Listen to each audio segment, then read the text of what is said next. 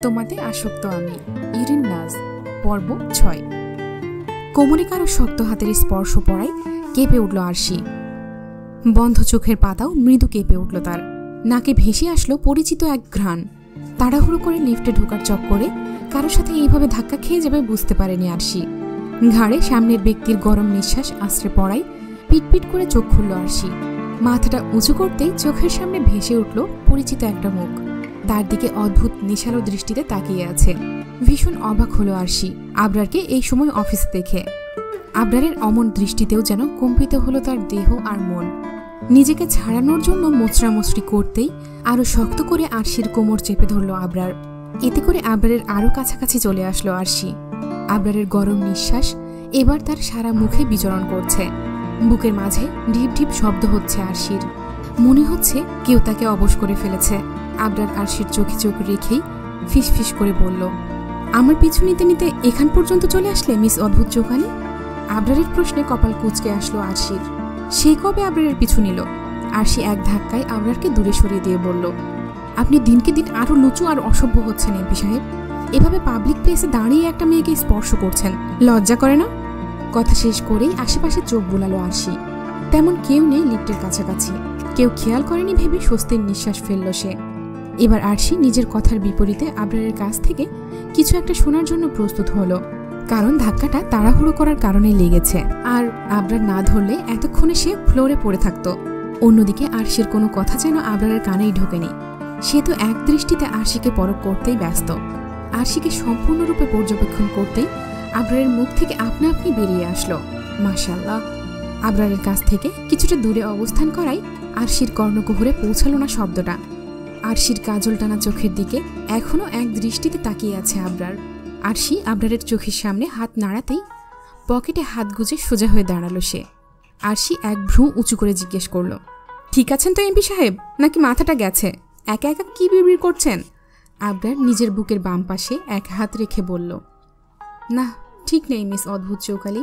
এক শুভ্র পরীকে দেখে মাথা নষ্ট হয়ে গেছে, তাই তো তাকে দেখে মুখকে কন্ট্রোল করতে পারলাম না। আপনা আপনি মাশাল্লাহ শব্দটি বেরিয়ে আসলো, আর কারো নজর যেন তার ওপর না পড়ে। আবরারের কথা শেষ হতেই আরশি একবার নিজের দিকে তাকিয়ে আবরারের দিকে ছোট ছোট চোখ করে তাকালো। আজ সে একটা সাদা সালোয়ার কামিজ পরে এসেছে, তাই আবরার শুভ্র রং উল্লেখ করায় একবার নিজের দিকে তাকিয়ে নিল সে। মনে মনে ভাবল, আচ্ছা এমপি সাহেব কি আমার কথা বলছে? উনি কি আমার প্রশংসা করলো নাকি? না আমি কালা মানুষ হয়ে সাদা রং পরেছি তাই ব্যঙ্গ করলো? আরশির ভাবনার মাঝেই তুড়ি মারল আবরার। বাঁকা হেসে বলল, তোমাকে উদ্দেশ্য করে কিন্তু কিছুই বলিনি মিস অদ্ভুত চৌকালি। ভুলেও এই ভুল ভেবো না। আমি তো আমার শুভ্র পরীর কথা বললাম। তাকে দেখে আজ আমার মাথায় ঠিক নেই, হ্যাং হয়ে আছি এখনো। আরশি মুখ বাঁকিয়ে বলল, বুঝতে পেরেছি, আর আমি মোটেও ওইসব ভুলভাল ভাবছিলাম না। আরশি আর কথা না বাড়িয়ে লিফটে প্রবেশ করল। আরশি প্রবেশ করতেই আবরারও লিফটে ঢুকে গেল। আবরার লিফটের সাথে হেলান দিয়ে দাঁড়িয়ে সোজা চোখে আরশির দিকে তাকিয়ে আছে। আবরার এভাবে তাকিয়ে থাকায় বিরক্ত হলো আরশি। নাক মুখ কুঁচকে বলল, সমস্যা কি এমপি সাহেব? এভাবে তাকিয়ে আছেন কেন? জীবনেও মেয়ে দেখেননি নাকি? আর আপনার না কোন শুভ্র টুভ্র পরী আছে? তাহলে আমার দিকে এভাবে তাকিয়ে আছেন কেন? গিয়ে নিজের শুভ্র পরীকে দেখুন যান। হুট করে বাঁকা হাসি দিয়ে আরশির এদিকে এক ঝটকায় এগিয়ে আসলো আবরার। আরশির দুই পাশে হাত রেখে কিছুটা ঝুঁকতেই মুখ ঘুরিয়ে নিল আরশি। আবরার আরশির কানের কাছে মুখটা এগিয়ে নিয়ে ফিসফিস করে বলল, মেয়ে তো অনেক দেখেছি, কিন্তু আমার শুভ্র পরীর মতো কাউকেই দেখিনি। সে তো সবার চেয়ে আলাদা, একদম ভিন্ন। আর আমি নিজেও তো শুভ্র পরীকেই দেখছি। সে তো সামনে নেই, তাই তোমাকে শুভ্র পোশাকে দেখে তোমার মাঝেই তাকে কল্পনা করছি। আবরার কথা শেষ করে যেভাবে এক ঝটকায় কাছে এসেছিল ঠিক সেইভাবেই দূরে সরে গেল। এতক্ষণ যেন দম আটকে রেখেছিল আরশি। আবরার দূরে যেতেই আটকে রাখা দম ছাড়ল সে। আবরারের দিকে চোখ ছোট ছোট করে তাকিয়ে বলল, ফায়জলামি করছেন আপনি আমার সাথে? আবরার ঠোঁট উল্টে বলল, অবশ্যই। তুমি আবার নিজেকে আমার শুভ্র পরী ভাবা শুরু করো না যেন। কোথায় তুমি আর কোথায় আমার শুভ্র পরী? জানো সে কতটা সুন্দর? আমার দেখা সবচেয়ে সুন্দর নারী সে। তার ওই চোখ জোড়ার কথা আর কি বলবো। তার ওই চোখেই মত্ত হয়ে ভালোবাসা কি তা বুঝতে শিখেছি আমি। তার সেই মারাত্মক আখি জোড়ায় যখন সে কাজল টানে, তখন সেই চোখের দিকে একবার তাকালে দৃষ্টি সরানো মুশকিল হয়ে যায়। তার ডাগর ডাগর আখি জোড়ার ধারালো চাহনি আমার হৃদয়টাকে ছিন্ন ভিন্ন করে দেয়। শুভ্র পোশাকে তাকে কতটা পবিত্র স্নিগ্ধ লাগছিল জানো। ইচ্ছে করছিল সারা জীবন তার দিকেই তাকিয়ে থাকি, কিন্তু সে তাকাতে দিলে তো। শেষ কথাটা আফসোসের সাথে বলল আবরার। আবরারের মুখে অন্য একটা মেয়ের এত প্রশংসা শুনে কেন যেন ভালো লাগলো না আরশির।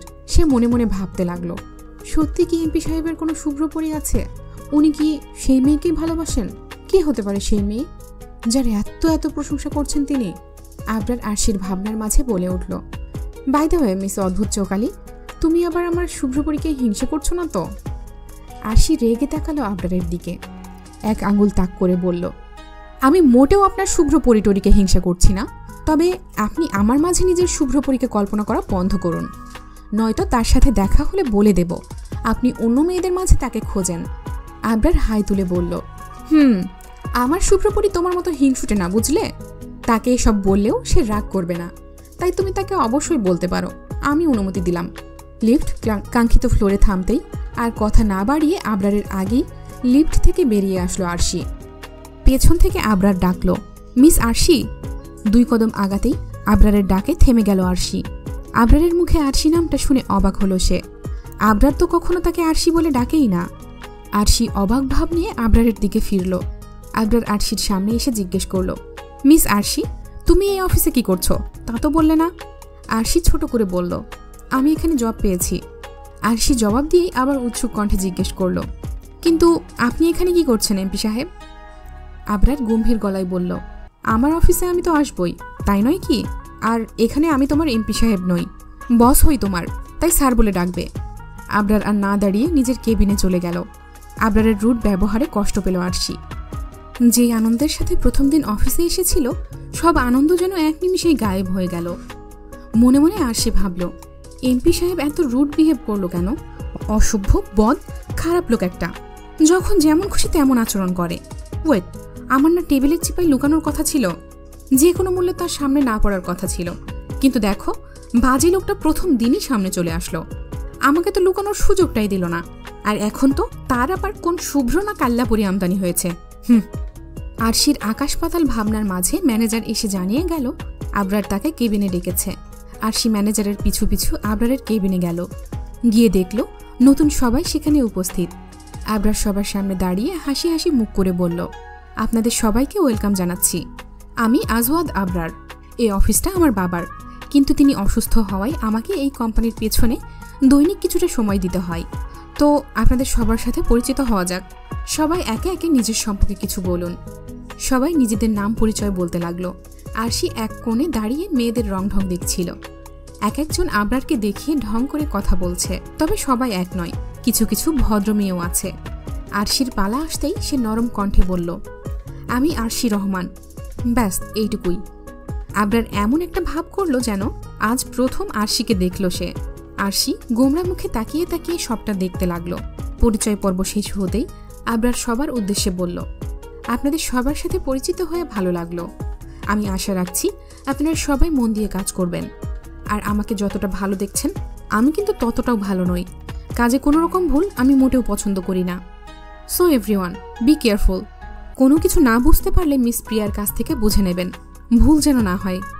মিস প্রিয়া। আবরারের ডাকে রেসপন্স করলো একটা মেয়ে। আরশি তাকালো মেয়েটার দিকে। ভীষণ স্টাইলিশ মেয়ে, পরনে শার্ট প্যান্ট, সুন্দর করে চুলে রং করা, দেখতেও বেশ সুন্দরী। আবরার প্রিয়াকে উদ্দেশ্য করে বলল, আপনি ওদের সবাইকে কাজে সাহায্য করবেন, না বুঝলে বুঝিয়ে দেবেন। প্রিয়া মেয়েটা ঠোঁটে লম্বা একটা হাসি টেনে বলল, জি স্যার, আপনি কোনো চিন্তা করবেন না, আমি তো আছি, আমি ওদের বুঝিয়ে দেব সবকিছু। আরশি প্রিয়ার দিকেই তাকিয়েছিল। প্রিয়া তাকাতেই চোখাচোখি হলো দুজনের। প্রিয়া মেয়েটা আরশিকে কেমন যেন একটা খাইয়া ফেলবো টাইপ লুক দিল। এমন লুকের মানে বুঝল না আরশি। এই মেয়েটাকে তো সে এখনই প্রথম দেখলো, তাহলে এই মেয়ে তার দিকে এমনভাবে তাকাচ্ছে কেন? ভাবতে লাগলো আরশি। আবরার সবাইকে উদ্দেশ্য করে বলল, এবার আপনারা যেতে পারেন। সবাই সমস্বরে ইয়েস স্যার বলে একে একে রুম থেকে বেরিয়ে যেতে লাগলো।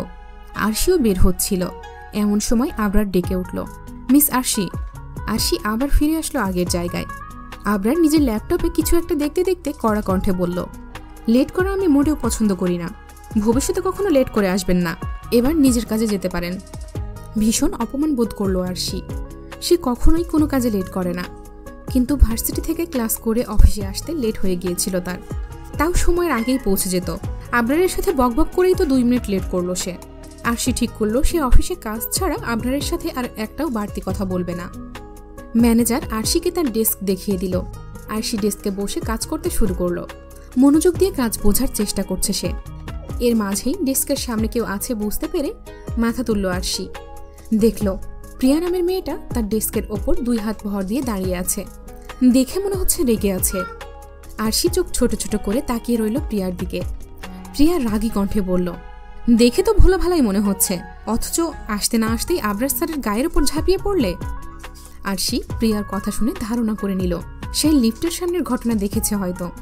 আরশি চোখ ছোট ছোট করে উত্তর দিল, কে বলেছে আমি ভোলা ভালা?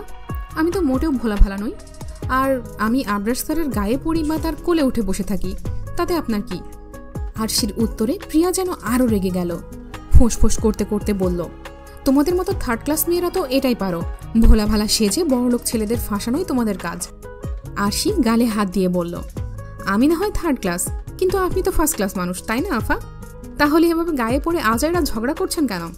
আর আমাদের মধ্যে গুণ আছে বুঝলেন, তাই তো বড়লোকের ছেলেরা ফেসে যায়, কিন্তু আপনার মধ্যে মনে হয় কোনো গুণটুনি নাই, পুরাই বেগুন আপনি। তাই শিখতে চাইলে আমাকে বললেন, শিখাই দেবনি। প্রিয়া আরশির টেবিলে থাবা মেরে বলল, বেয়াদব মেয়ে, তোমার সাহস কি করে হয় আমার সাথে তর্ক করার? আরশি হাই তুলে বলল, আপনার তো অনেক আদব আপা, তাইলে শুধু শুধু ঝগড়াটে মহিলার মতো ঝগড়া করছেন কেন? আপনার এত সমস্যা হলে আবরার স্যারের কাছে যান, তাকে গিয়ে জিজ্ঞেস করেন উনি কেন একটা 3rd ক্লাস মেয়েকে ধরতে গেলেন। আপনি না জিজ্ঞেস করতে পারলে আমাকে বলুন, আমি আপনার পক্ষ থেকে জিজ্ঞেস করে আসছি। আবরারের কাছে যাওয়ার কথা বলতেই মুখ শুকিয়ে গেল প্রিয়ার। বাইরে যতই বাহাদুরি দেখাক না কেন, সে আবরারকে ভীষণ ভয় পায়। অথচ এই মেয়েকে দেখো কিভাবে ঢ্যাং ঢ্যাং করে আবরারের কাছে যেতে চাইছে। প্রিয়া আরশির দিকে আঙুল তাক করে বলল, তুমি জানো আমি কে? আমি চাইলে এখনই তোমার চাকরি কেড়ে নিতে পারি। আরশি মাছি তাড়ানোর ভঙ্গিতে হাত নাড়িয়ে বলল, কেন আপনি জানেন না আপনি কে?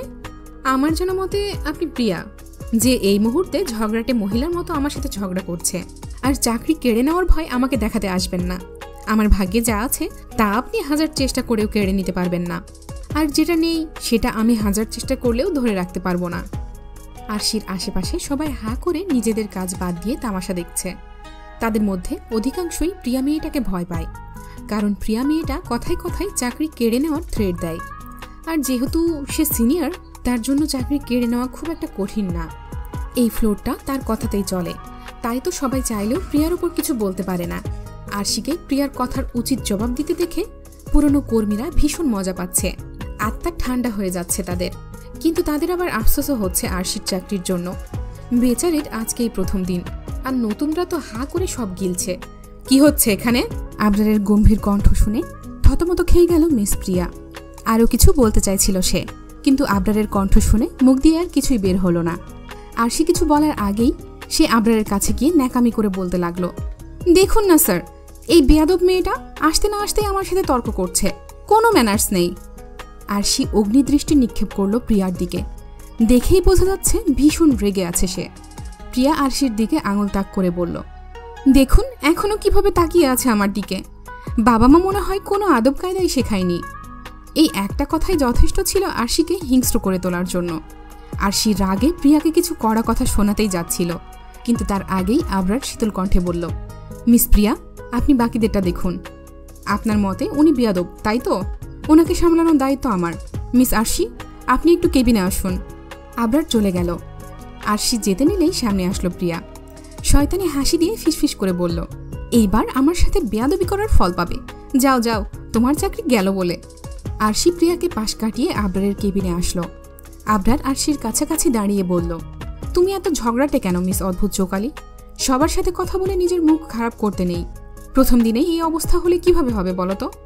আরশি ধারালো চোখে তাকিয়ে আছে আবরারের দিকে। রাগে চোখ মুখ লাল হয়ে গেছে তার। প্রিয়াকে কিছু বলতে না পেরে রাগে তার মাথায় আগুন জ্বলছে। আবরার আরশির আরো একটু কাছে এসে দাঁড়ালো। ওর চোখের গাঢ় দৃষ্টিতে তাকিয়ে ফিসফিস করে বলল, এভাবে তাকিও না মিস অদ্ভুত চোকালি। তোমার অদ্ভুত চোখের ধারালো দৃষ্টিতে আমি যেন নিজের ধ্বংস দেখতে পাচ্ছি।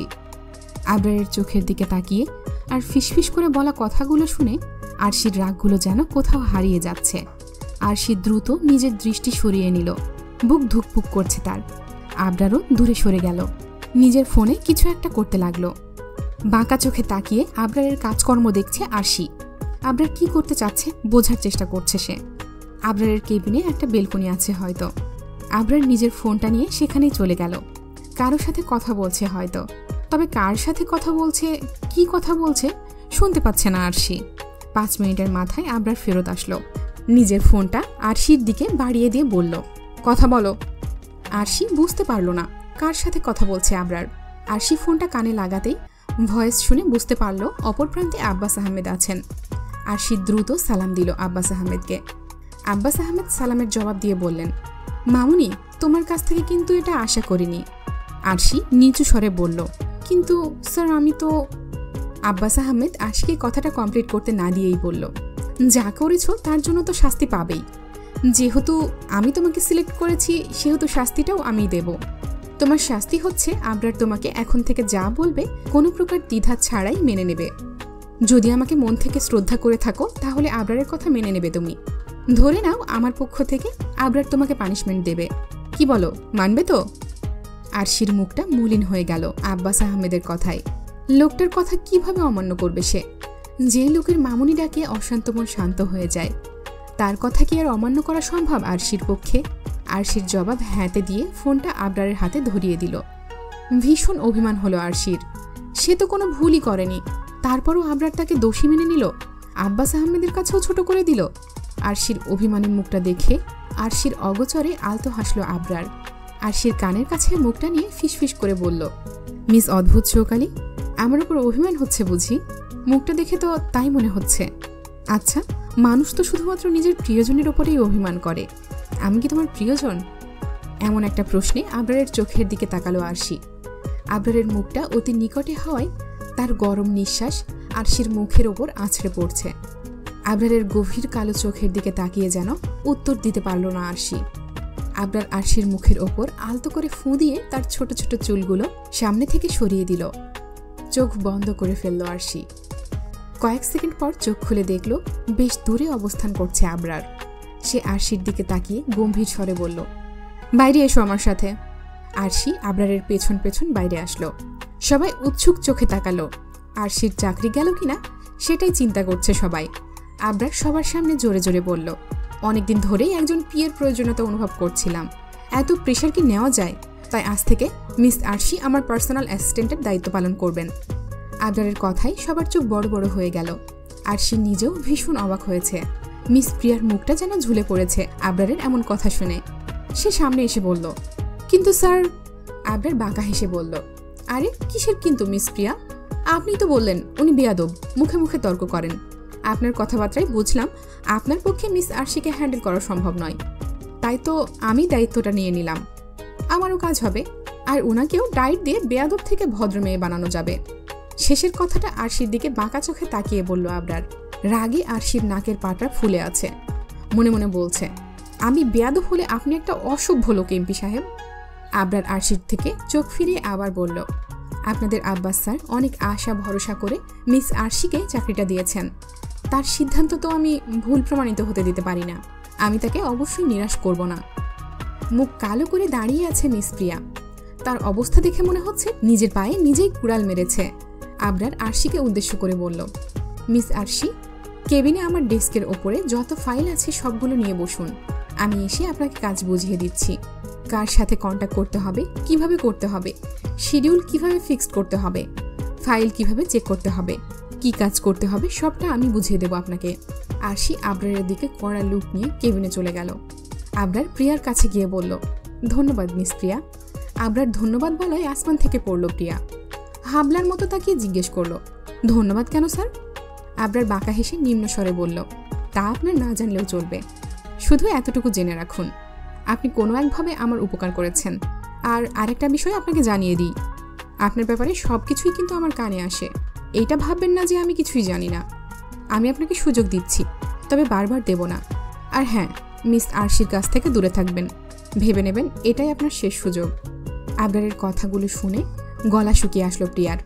মাথা হ্যাঁ বধুক নাড়িয়ে আবরারের সামনে থেকে দ্রুত কেটে পড়ল সে। আপাতত চাকরিটা বাঁচানো দরকার।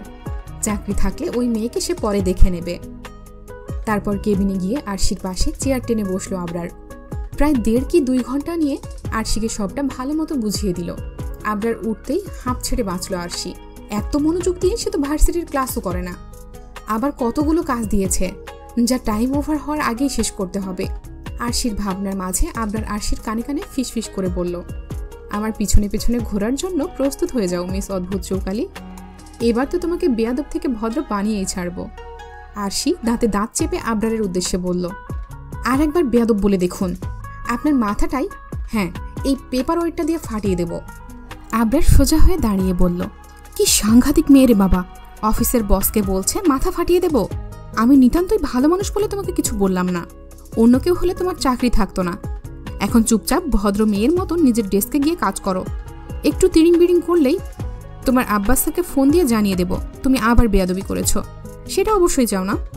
আরশি আবরারকে একটা কড়া লুক দিয়ে ধূপধাপ পা ফেলে বাইরে চলে আসলো। আব্বাস আহমেদ লোকটার সাথে মাত্র একদিন দেখা হলেও তার প্রতি অনেক সম্মান জমেছে আরশির মনে।